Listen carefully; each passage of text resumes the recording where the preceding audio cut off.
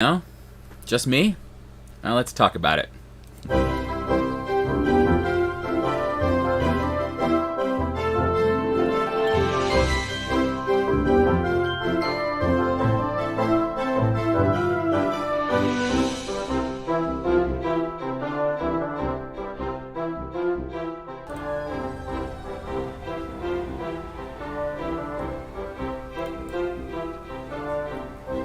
Alright, so today I'm drinking out of my new Pettigene mug that I got on our last trip.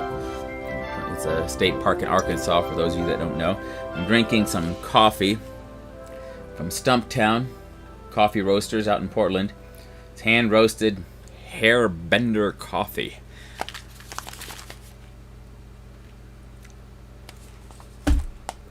I don't know, is it bending my hair?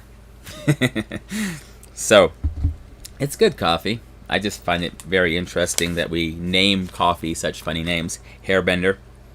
And it's supposed to be an espresso, but I made a latte with it, so maybe that's why the hair is not bending correctly. But maybe my hair is bending. I don't know. It's a good day. So I'm taking a quick break. I'm outside working on the RV. We're moving the bed. I moved the bed to one side in the back. Redid the cabinets and am putting a computer workstation desk in the other corner. So I moved the bed from right in the middle where it was to one side, and so I'm making it all pretty again using the same trim that was already in there.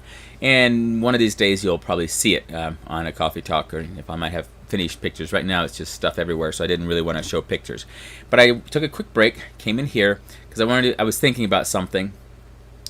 Partly because I found my Pettigene mug out in the RV while I was out there. We just got this on our last trip. So there's a few things you have to understand about us and Pettigene National Park. Not National Park, State Park. First, way back in 2011 when we got married, Stacy and I took our honeymoon and we went to Pettigene. We went to Pettigene State Park in Arkansas. So I have some pictures here. Let's see, right here we go. So this is it's just a photo of us there at Pettigene on our honeymoon. This is Cedar Falls there. It's a huge, huge falls. We were there in April of 2010, and so one of the things that I have to like, oh, right here, let me show you one of my favorite photos. I think it's in here. Over here, look at this. This was on our honeymoon, and I took a few of these pictures of my beloved smelling some delicious honeysuckle. Okay, now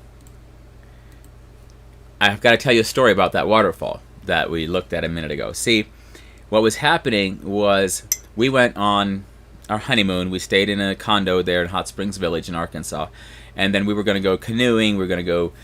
We had a lot of plans, and that week that we were there for our honeymoon, they had the most tornadoes in one place ever, and on record.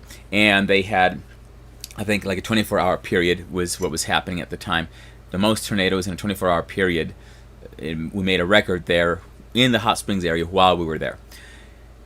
It canceled a bunch of stuff. It was also a flood stage in the rivers. There had been so much rain that spring, so there was the river was at like a 22-foot flood stage. We couldn't go canoeing, kayaking, and none of that. So we spent a bit more time in the condo and a bit more time hiking. And I remember hiking into this waterfall, and Stacy had gone to this park when she was a child, so we were going back to a place where she had been before, and I had never been there. Now, I had been at Hot Springs, and so I had taken her places downtown in Hot Springs, not just Hot Springs Village, but Hot Springs. And we had taken hikes around there. We went down and actually spent some time in the Hot Springs. But one day we were hiking out to this location, and as we were headed out, let me just show you the picture. Let's see. We took some time. Here we go.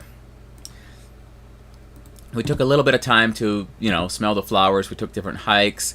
There was a spot somewhere here. Let's see, here we're just hiking. Where's the spot I'm looking for? We went here to the old pioneer cabin. We found rocks. We found flowers. Oh, here. Maybe this is the spot. That was wrong direction here. We found these falls. We found a little cave. We had communion together on our honeymoon. That was fun. And then we hiked into Cedar Falls. And so if you look here at the falls again, you see there's a lot of water down here in the back. You see us sitting on this rock. You see this waterfall coming down. So what happened while we were there was my beloved said, let's go behind the waterfall. So let's hike. So we came in on one side, and she's like, let's go to the other side. And I looked at it and said, well, it's just too tight. I don't want to go over there. I came here to sit on rocks and listen to the waterfall. And this is when we were still learning a lot about each other. It was our honeymoon after all. And so I just remember that day, because of my beloved, we ended up hiking behind the waterfall, crawling across. We went around the other side, and in the picture it looks like a pretty straight rock face. It's not quite as steep as it shows there. There is actually a ledges there that you can walk on. So we walked around to the other side, and then we did that, and then we came back, and I just remember my feet got wet and soggy shoes and other stuff. So all of that happened, 10 years ago. So this year, 2021, we were driving through Arkansas with our RV, with our boys, and I thought, wouldn't it be awesome to go back to this place where we had been? So we headed over to Petit National Park, State Park. And so we're there at Petit State Park, and we go in to see the same falls, and we got pictures there with me and the whole gang. We were looking at the falls, but I don't know if you're noticing what I'm seeing here. I took a whole bunch of pictures, but look at the size of this waterfall right here. That's the same waterfall.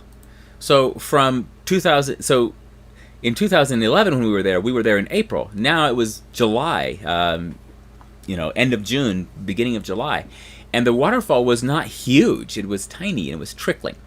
And so, but I had wanted my boys to see it. It was a warm day in Arkansas. We hiked back in there, and I decided that after this, if we go there, we want to go in the fall or in the spring, but not so much in the middle of the summer.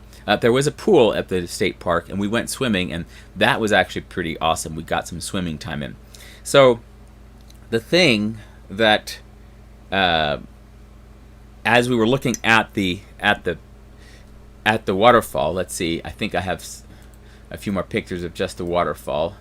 Well, here's kind of a wide. Let's do this one. This one is a wide of the waterfall, and it just there it is. It's trickling down. There's still quite a bit of water, and you can get wet. Here's an up and down of it. You can see the whole, here. And when we were there the other time, I mean, the water was up higher. The water level was up here somewhere, and this was just gushing down. So if you look right around here, there's a ledge that you can actually walk on. And so we had crossed up here somewhere and gone to the other side. But the reason I'm bringing all of this up is because there was something happening. We are goofing around, playing on the rocks afterwards, just hanging out, spending some time looking at the sky, taking pictures of the trees in the sky, just having fun, right? So I'm showing you what's going on here. William is having a ball hanging out on the rock with his parents. So this is what we were doing, and we got to chatting while we were sitting on this rock because of something that had happened. So on our way in to the hike, it's a decent hike back there. I think it's about a mile in, and so a mile back out. And so as we're hiking in, as we had parked the RV and we're getting ready to go on this hike, Stacy said, let's take the boys' swimming clothes. And I thought, I don't think we should be swimming in this river. That was my first thought. And so, but I was like, well, I know that country kids love to swim in rivers, so it's a creek, whatever. Maybe we could. Anyway, so I end up with the swimming clothes in my backpack, and then we're hiking in this little. We go all the way down and around the little switchbacks and get down to the water level, and it's really low. And I'm thinking, there's no swimming in here. That's really low water. But we keep hiking back in there. We get there. We see that the actual waterfall is really low. That it's not the big waterfall from before. And as we come into view of the waterfall, someone on the other side is in swimming clothes, and they jump into the pool there.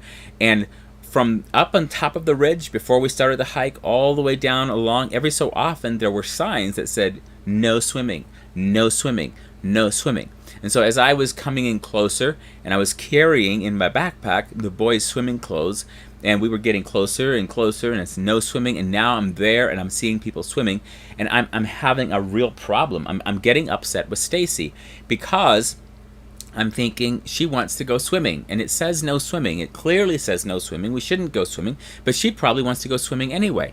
And so I wasn't talking to Stacy about this yet. I was just percolating inside, right? And it was the wrong kind of percolating. I was getting kind of hot under the collar. I was just thinking, this. What is it about Stacy that she's always wanting to bend the rules a little and break the? What is this? And as we were sitting there later, talking, the boys, we walked around to the backside. Stacy didn't want the boys to swim, but they were playing in the waterfall splash area where the water was splashing them. And they were actually tossed a few rocks in, and they were just around the water. And of course, William falls in, because that's what always happens to 2-year-olds.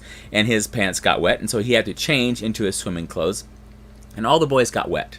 It's just what happened. And so Stacy's like, this is why I wanted them to be in their swimming clothes, so they could get wet and it wouldn't be a problem. And I said, really? You just wanted them to be in their swimming clothes because you thought they might get wet and they might wade in the water a bit, and that's, you didn't mean to go swimming? She's like, no, I didn't want them to go swimming. And I said, but...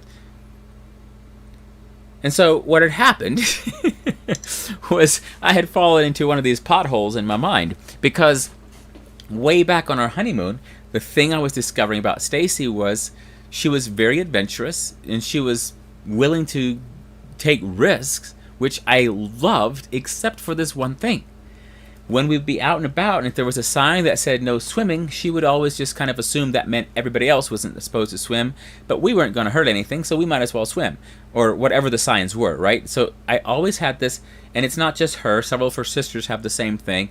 In fact, I've had some conversations with some of the other brother-in-laws going, what's with the Jones girls that they're always willing to take these risks? When the sign says don't do it, they're like, well, that's for other people, and they're still willing to do it. So this was something that I'd learned quickly in my marriage. So even on our honeymoon, I was already dealing with some of this, where I felt like she was willing to take risks that were just right there on the edge of being okay, because if the posted sign said one thing and we were breaking those rules, I felt like that was not appropriate. Like, you can, there's places you can go out in national forests and you can hike wherever you want. You can do that. But if you're in a park, there's trails where you're supposed to hike, there's rules you're supposed to follow. That was always the way I felt. So I'm not totally a rule follower myself, but I was way more of a rule follower than Stacy was.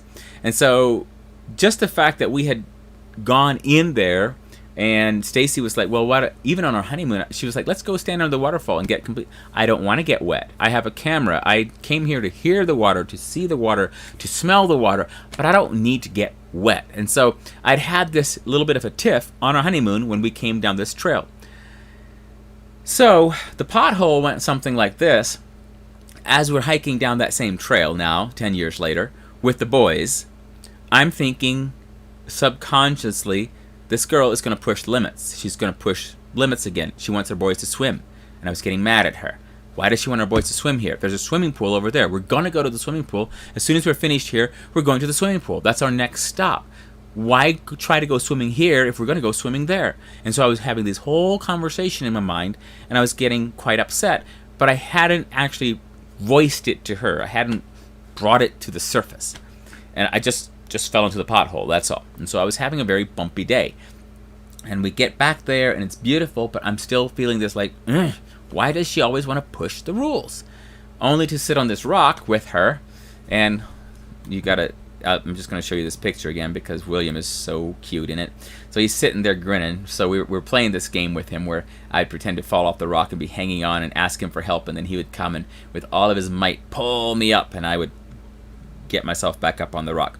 And so he was having fun. So we're sitting on that rock, and while we're sitting there, we're having this conversation in which I discover that Stacy didn't actually ever intend for the boys to swim. She just knew that boys are boys, and if you come around water, they're going to get wet. So if they're going to get wet anyway, why not put them in their swimming clothes? And I said, why didn't you say that from the beginning? And she said, but that is what I said. And I said, but that's not what I heard. And she said, well, maybe I didn't say it, but it's what I thought. And so we had this whole conversation that went around my expectations, my thoughts, the things I placed on her. It was just a regular communication issue, right? And so we cleared it up while we're sitting there listening to the Cedar Falls there in Pettigene. And I came away from that wondering how many other of these type of things happen to me. How often do I fall into some pothole in my mind? It's a way of thinking that I've gotten into, and I just keep coming back to it time after time, and I haven't ever cleared it up. I haven't fixed the pothole. See, on that particular day, I could have enjoyed my hike back a lot better. I could have fixed the pothole if I would have told her right at the beginning, I don't want my boys to swim in the water. Why are you bringing swimming clothes? And she would have said, we're not going swimming, but they're going to get wet. So I would like to put them in swimming clothes so that they can dry out better and not be so soggy. And I would have said, I'm in favor of that. I don't like the smell of soggy clothes in an RV. And we could have had a communication like two adults and figured that out. But no. I go down the trail carrying the swimming clothes going, wah, wah, wah, wah, wah, wah. And so that's how it happens, right? This happens all the time. At least for me. Maybe not for you. Maybe you don't have potholes. Maybe the roads in your mind are smoothly paved and beautiful all the time. That's awesome. Good for you. But for me, I've got potholes. I've got issues, and when I'm thinking of a pothole, it's more of it's something that's recurring, and every time I come by there, I hit it, and I'm like, why? And I could stop and take the time to dig deeper and repair the issue, but I don't. And so I think of some people have talked about the cycles in our life where we can, let's say at Thanksgiving one year you're depressed because of something that happened, and so the next year nothing bad happens, but your psyche, your emotional memory remembers, hey, it's Thanksgiving, and so you start getting depressed again and being discouraged again, even though nothing bad happened, but you're falling into an emotional pothole, something going on where it's just repeating itself, and unless you take the time to really to stop and repair it, you might come back to this pothole every year. So that's my thought for today, is that there are a lot of actually I was reading this morning in 2 Corinthians 4, and I love this passage here. I have it to share. 2 Corinthians 4, it says, therefore, since we have this ministry, as we have received mercy, we do not lose heart. I forgot to transition. There we go. But this is verse 2. Verse 2 is my favorite part of this. But we have renounced the hidden things of shame, not walking in craftiness nor handling the word of God deceitfully, but by manifestation of the truth, commending ourselves to every man's conscience in the sight of God. And I love the whole chapter, but that verse specifically, just the renouncing the hidden things of shame, this is what I think about with the things that happen in my mind. Some of these things are hidden, and it's shameful what happens when I come across them. Like the fact that my wife and I had a disagreement on a honeymoon is not unusual. It happens all the time. You talk with people who go on honeymoons, you're learning so much about each other. And some people have huge knockdown dragouts on their honeymoons. We just had a lot of small, what? For real? That kind of thing. Like, I wanted to go out and eat pizza, and she was like, I just don't want to eat pizza. We had all these issues, right? We had a great honeymoon. I showed you the picture of Stacy smelling the honeysuckle. I love that picture. I even had my bank print it. Whoa. I even had my bank printed on my card so that I could have my visa with my wife's card, with my wife's picture on it from our honeymoon. I love that picture. But we had other issues, right? They weren't horrible, but it just happens. And so those are the things that if I go down the road, if I celebrate the good things, if I constantly remember the honeysuckle and that, it's like I'm paving a better road. And so year by year, as the cycles go by, I look at my beautiful wife and I'm thinking, wow, I'm so glad I married you. I love this memory. Or I come by and I remember, yeah, I walked in soggy shoes for a mile because she wanted to walk behind the waterfall. And we walked behind the waterfall and we got wet and my feet got wet and soggy socks, soggy shoes. Yeah. What's that for a honeymoon? See? So I can go down that thing. So every time we go on a hike, I can be like, probably going to get wet feet again. And I can have that sort of an attitude where I'm falling into the pothole time after time after time. And I know there's some places here in town where I drive along the roads and I feel like, do they ever fix this road? Well, that's what's going on in my mind. I have these roads. Do I ever fix these roads? I ought to, because they're the hidden things. And so if I bring them out and renounce the hidden things of shame and stop walking in deceitfulness, and the deceitfulness is the craftiness, that deceitful part here is I'm assuming that whatever's wrong in my mind is someone else's fault, and so I'm always blaming them, not realizing I'm responsible for what happens in here.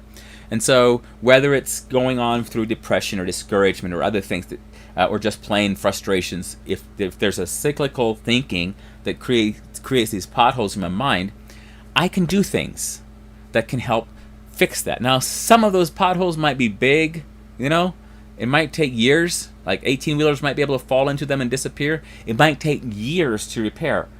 But the day that I stop just falling in and start saying, this is another one of those. Let's see what kind of light we can shine on this. This can really help us in our general attitude and the way we interact with other people, and it can really help our relationship.